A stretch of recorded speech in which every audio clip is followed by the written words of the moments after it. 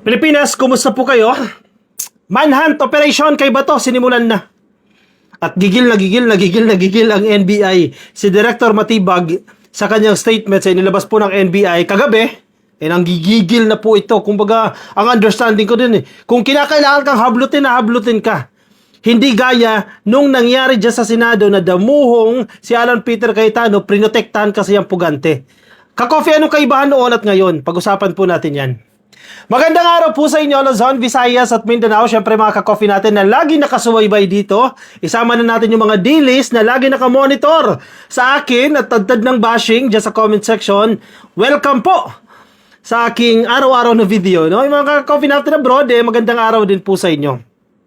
Pag-usapan natin ito, direkta na tayo dito sa manhunt operation kay Bato. At si Robin Padilla naglilinis na. Kayo talaga, ubod kayo ng sinungaling. Sabi ni Robin Padilla, hindi raw siya yung nagtakas. Senator Robin Padilla, hindi ko itinakas si Senator Bato. Bakit? Kitang-kita, sir. Sa camera, ginagawa niyo mga bopols ang taong bayan. Kitang-kita sa CCTV footage, sumakay sa sasakyan mo, nilabas mo yung sasakyan mo mula dyan sa compound ng Senado. Kitang-kita, ikaw mismo yan. Tapos ngayon, sasabihin mo, hindi ko itinakas si Bato. Sir, hindi mo ba naiintindihan ang Senate Protective Custody? Nasa Senate Protective Custody, ibig sabihin, nasa kustodiya, Tagalogin natin ha, nasa kustodiya ng Senado si Bato. Bakit mo inilabas? Kasi, ka-coffee, iniisip ko lang baka sabihin ni Robin Padilla, kasi nakiusap si kumpare si Bato, nailabas ko siya. Sir, senador ka, alam mo ang bawal at hindi. Senador ka, number 1 senator ka, hindi mo alam yun? Common sense yun. Nasa Senate Protective Custody siya, ilalabas mo siya ng Senado. Di violate mo yung Senate Protective Custody, tapos ngayon naglilinis ka, nagsisinungaling ka. Damuho talaga kayo. Bakit yung mga dilis, proud na proud pa sa inyo? Hindi ko na maintindihan yan. Bakit ganyan until now, ha? Proud na proud pa po sa inyo.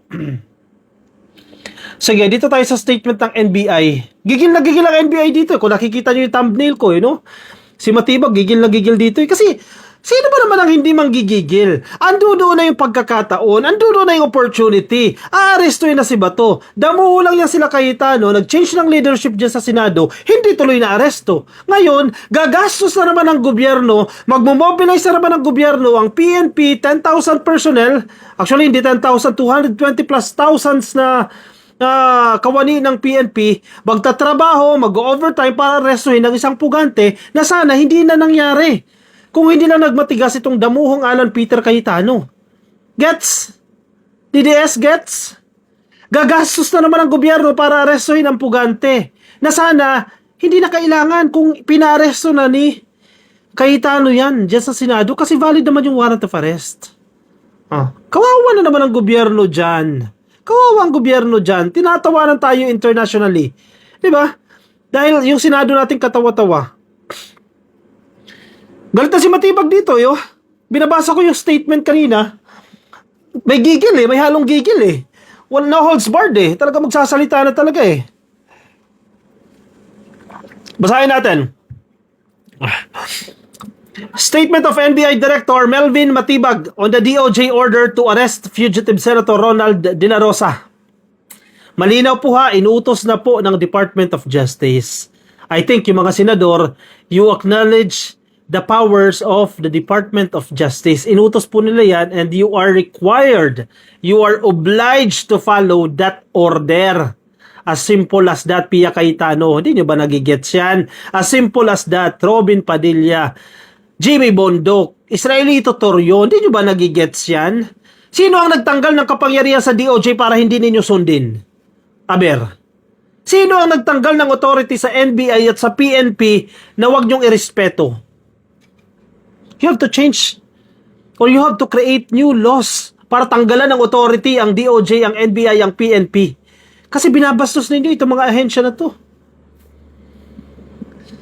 Hay, talaga As a law enforcement arm of the government, NBI Director nagsasalita nito the National Bureau of Investigation or NBI will carry out justice, will carry out Justice Secretary Frederick Vida's order to serve the arrest warrant issued by the International Criminal Court against Senator Ronald De La Rosa.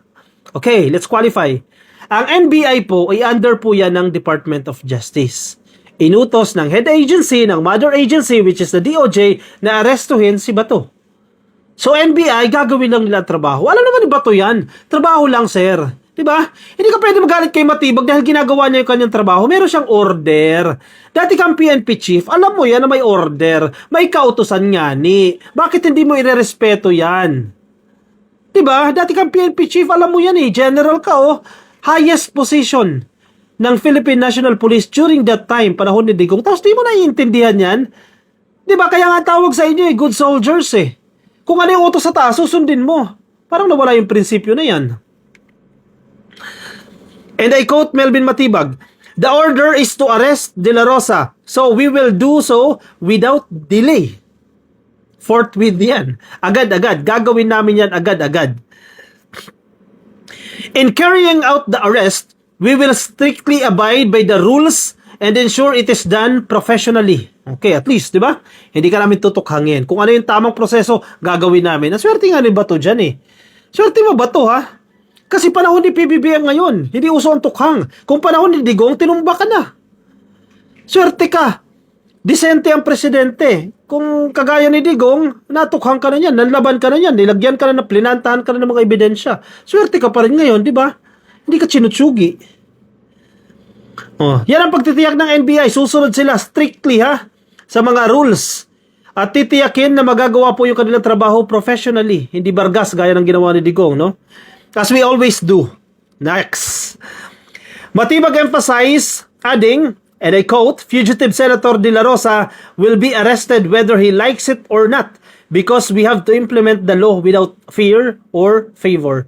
Unquote. Very strong statement. Sobrang tibay nitong statement na to ni Matibag. Kung nakikita nyo yung thumbnail, nang gigigil para arestuhin si Bato. Fugitive De La Rosa. Ganyan ha, ganyan yung description ha. Pugante na si Bato. Fugitive Senator De La Rosa will be arrested whether he likes it or not. Gustuhin niya man o hindi, aarestuhin siya at maaaresto siya. Yan ang pagtitiyak ha. Not because we have whether he likes it or not, because we have to implement the law, whether without fear or favor. Wala kaming kinakatakutan, wala kaming pinapaboran. Sabi ni Matibag, from the outset, the NBI has been consistent in its position that De La Rosa must be arrested based on the ICC arrest warrant issued against the senator for a case for crimes against humanity related to the Duterte administration's tukhang. Yung kanyang war on drugs kuno, no? So hindi nagbabago po ang pananaw ng NBI diyan. De La Rosa sought a temporary restraining order or TRO and or a status quo ante-order from the Supreme Court to prevent the government from ensuring the ICC arrest o ICC warrant on Philippine soil. However, the High Court denied the petition on Wednesday via vote of 9-5-1. 9 yung pabor na declined o denied, 5 ang hindi, isang abstain. 9-5-1, no? Ka-coffee, bakit ano nangyari? Kasi naguguluhan kami eh. Sinabi ni Presidente, wala siyang inutos na arestuhin. Remember, di ba? Yung magulo dyan sa Senado, yung second day yan eh, yung talagang major drama dyan na nagka-shooting incident daw, etc. Sabi ni Presidente, wala siyang pinaparesto. Kasi nga ni, explain ko sa iyo nga ni ha, mga DDS na hindi makaintindi ha, nagpunta ang NBI sa Senado para arestuhin si Bato. Okay. May sinight in contempt ang Senado. Ilang agent yan? 5? 8? Basta may sinight sila in contempt. Tapos, nagkaroon po ng arrangement ang Senado at ang NBI. Diba? Ang arrangement, si Bato will be under the Senate Protective Custody. In exchange, ito po mga cited in contempt na NBI agents ay ibabalik sa NBI headquarters at doon sila ibibilanggo or i-detain or kung ano man ang term nila dyan. Okay, quits. Malinaw na po yan. Anong ibig sabihin ng under Senate Protective Custody? Kasi ini-insist ni Bato, hayaan nyo akong i-avail yung mga legal remedies. Ibig sabihin po, hayaan nyo muna akong umapila. Huwag niyo muna ako arestuhin. Okay, naging mabait ang NBI dyan. Kasi kung tutusin, kaya nilang hablutin yan eh. Mahihina yung Sergeant at Arms. Honestly ha, walang pag-sugarcoat ha. Kaya nilang hablutin si Bato dyan sa Senado. Walang kapalag-palag ang Sergeant at Arms. Kita nyo naman, iyakin, di ba? Umiyak, di ba? Hindi ko nilalait yung Sergeant at Arms. Pero kung ikukumpara mo sa NBI agents, di hamak na well-trained yung mga agents. Di hamak na may capacity sila na arestuin si Bato na hablutin without fear. Tulad ng kanilang sinasabing statement. Wala akong hinahamak ha, hindi ko hinahamak yung Sergeant at Arms. Real talk lang tayo. Ang punto, kayang-kaya ng NBI gawin yan. Pero bakit hindi ginawa ng NBI yan? Kasi nga ni, nag-commit ang Senate presidency under the Senate President Alan Peter Cayetano na Senator Bato will be under the Senate protective custody. Therefore, in cases, Bisaya na naman tayo ka-coffee, in cases like this, na may ruling ng Korte Suprema na denied yung kanyang request for temporary restraining order, the Senate can easily produce Bato. Hindi na mahihirapan ang NBI arestuhin kasi nga under the Senate protective custody, may batayan na para i-release. Yan yung sinasabi natin na legal remedies na gusto ni Bato. Okay, na-avail niya na yung legal remedies. May ruling ng Korte Suprema. Wala na sila magagawa. Sana dyan kung hindi siya tinakas ni Robin Padilla. That time, nagsalita ang presidente, wala akong pinapa-aresto. Kasi wala na talagang arestuhin. Wala talaga siyang pinapa-aresto. Kasi nga nag-commit na ang Senado na under the Senate Protective Custody. Now, iba na ang circumstance. Bakit naman na iba ka-coffee? Parehas lang naman yan. Ganito yan nga may ruling na ang Korte Suprema. Denied po yung TRO. Yes, hindi pa po yung entire case yung decision ng Korte Suprema. Pero itong interim relief, yung agaran, yung immediate solution, hindi nag-release ng TRO. Ibig sabihin, until now, valid yung warrant of arrest. Kasi kung hindi valid yan, the Supreme Court can easily issue a temporary restraining order, which hindi nila ginawa. Gets? So, dapat isuko si Bato. Ganun lang yun. Last 4 sentences, no? De La Rosa sought a temporary restraining order, etc. Dyan sa Senado, it was denied. That's why we are effecting the arrest in the absence of a TRO from the Supreme Court, sabi ni Matibag.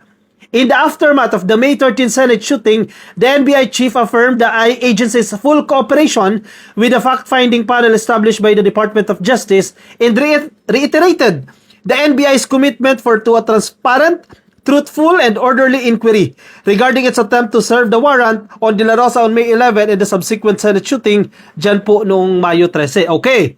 May investigasyon. Wala pa pong findings dyan. Matibag said that the NBI had already responded favorably to the parallel request from the CIDG. Under the PNP po yan, no?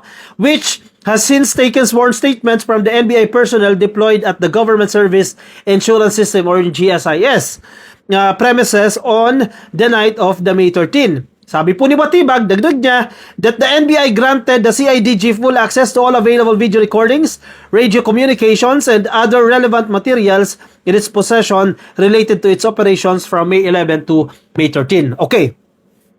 May tinatago ang NBI? Wala. Wala kaming pake. Sige, ibigay natin lahat ng recordings. Yung mga body cameras, ibigay natin lahat yan sa CIDG. O, sasagawa sila ng investigasyon. Punta tayo sa Senado. May tinatago ang Senado? Meron.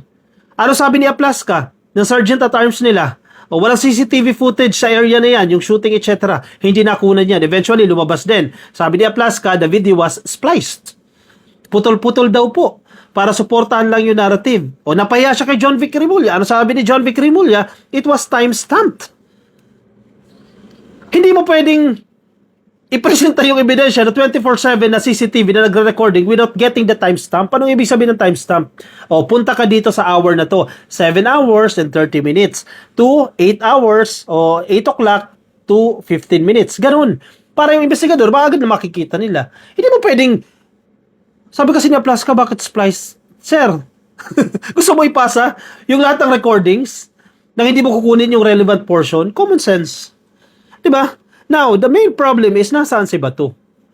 Ang PNP, sabi nila, they will mobilize all their team. By utos po yan, go. NBI, manhunt, ongoing na po yan, hinahanap na po nila. Ang challenge ngayon sa Duterte camp, lalo na sa iyo, Robin Padilla, ikaw nagtakas dyan, ikaw mag-produce kay Bato. Ikaw naman, Bato, ginawa mo yung kasalanan na yan, this is part of the due process, then present yourself. Diba?